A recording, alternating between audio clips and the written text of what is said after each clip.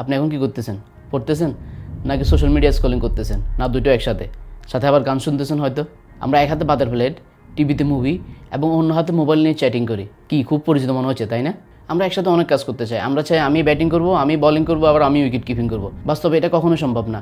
আপনাকে নির্দিষ্ট সময়ে একটা রোলে প্লে করতে হবে। আপনি যদি 3 ইডিয়টসের ভাইরাসের মতো একই সময় ডান হাত বাম হাত উভয়টা দিয়ে লিখতে যান, তাহলে তা আপনার কোনোটাই হবে না। হয় আপনাকে ডান হাত দিয়ে লিখতে হবে, না হয় আপনাকে বাম হাত দিয়ে লিখতে হবে। কারণ আমাদের ব্রেইন মাল্টিটাস্ক করার জন্য তৈরি করাই হয় নাই। আমাদের ব্রেইন একসাথে অনেকগুলো ডাটা নিতে পারলেও ডিপ ফোকাস করতে পারে মাত্র একটিতে। মাল্টিটাস্কিং আমাদের প্রজন্মের বড় একটা সমস্যা।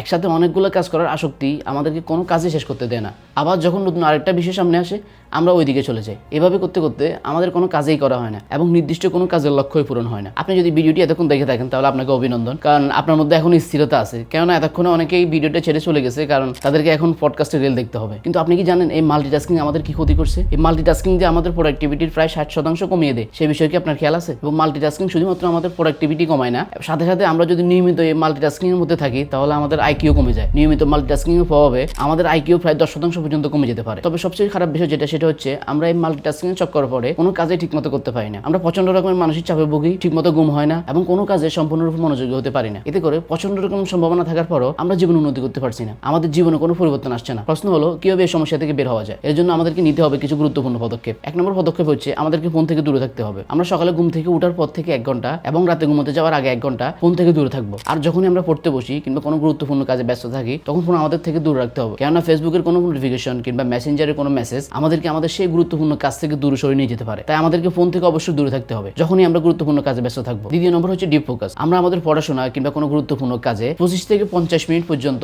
100% ডিপ ফোকাস করতে পারি। এতে করে আমরা আমাদের কাজটা সময় মতো শেষ করতে পারবো এবং আমাদের কাজ থেকে আমরা ডিস্ট্রাক্ট হবো না। 3 নম্বর আমরা যেটা করতে পারি সেটা হচ্ছে আমরা সপ্তাহে 1 দিন সম্পূর্ণভাবে মোবাইল থেকে দূরে থাকবো। ওই দিন আমরা কোনো রিলসও দেখবো না, আমরা মোটিভেশনাল কোনো ভিডিও দেখবো না এবং আমরা কোনো আইডিয়াই নিব না। আমরা ওই দিন সম্পূর্ণভাবে মোবাইল থেকে দূরে থাকবো। ওই দিন আমরা বই পড়া, সাফসাফাই করা, খেলাধুলা ইত্যাদি কাজে ব্যস্ত থাকবো এবং সম্পূর্ণভাবে মোবাইল অ্যাভয়েড করবো আমরা। সর্বশেষ এবং সবচেয়ে গুরুত্বপূর্ণ সেটা হচ্ছে মানসিক প্রশান্তি। আর মানসিক প্রশান্তি তখনই আসে যখন আমরা কমিটেড কোনো কাজ নির্দিষ্ট সময় যথাযথভাবে সম্পন্ন করতে পারি। এই জন্য অবশ্যই এক সময় শুধু এক কাজে ফোকাস করতে হবে। আর এটাই হলো প্রকৃত শক্তি। বলা হয়ে থাকে বর্তমান সময়ে নিউ আইকিউ হচ্ছে ফোকাস। যার ফোকাস যত বেশি, মার্কেট তার ডিমান্ড তত বেশি এবং সে তত দূরে এগিয়ে যাবে। আমাদের জেনজিদের মোটামুটি সবাই আমরা কম বেশ এই সমস্যার সম্মুখীন হয়েছি। তবে এর থেকে বের হওয়া অতটাও কঠিন কিছু না। আপনি যদি আজ থেকে শুরু করেন, 1 সপ্তাহের মধ্যে আপনি পার্থক্য অনুভব করতে পারবেন। আমাদেরকে একটা বিষয় খেয়াল রাখতে হবে, আমাদের জীবনে সময় অনেক গুরুত্বপূর্ণ আর এই সময় কারোর জন্য অপেক্ষাও করে না। তাই আজকে যদি আপনি অবহেলা সময় নষ্ট করেন, তাহলে কাল কিংবা পরশু সময় আপনার থেকে পাই পাই করে কড়াই গন্ডা হিসাব বুঝে নেবে এবং সেটা যে কত মারাত্মক সেটা যার সাথে হয় সেই বুঝতে পারে শুধুমাত্র। তাই অবশ্যই আমাদেরকে সময়ের মূল্য দিতে হবে এবং সময়ের কাজ সময় করতে হবে।